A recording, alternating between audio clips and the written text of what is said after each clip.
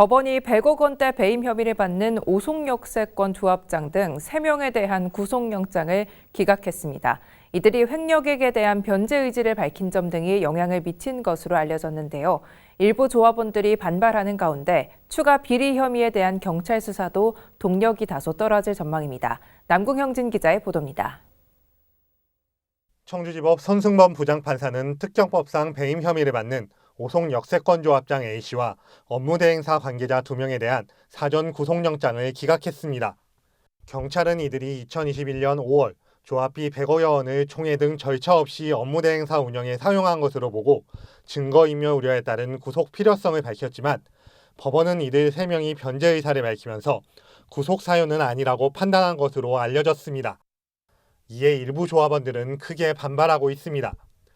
변제하더라도 조합이 입은 피해가 없어지는 것도 아니고 불구속 상태인 A씨가 조합장 업무를 지속하면서 범행과 관련한 증거인멸 등을 시도하거나 조합에 추가 피해를 줄 수 있다는 겁니다.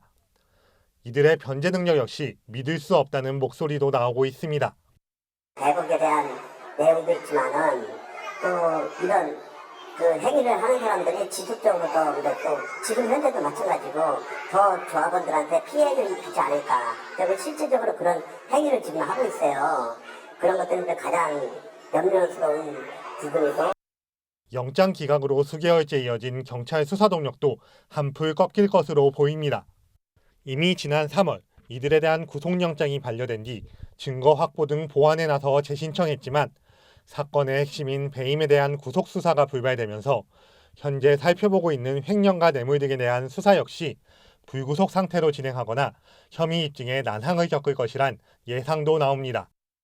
경찰이 조만간 이 사건에 대해 검찰에 송치할 계획인 가운데 A씨는 조합원들에게 심려를 끼쳐 죄송하다면서도 업무 시행사 등에 대한 연대 보증을 설정하고 토지 소유권도 이전하지 않았다며 조합의 실질적인 피해는 없다는 입장을 밝혔습니다.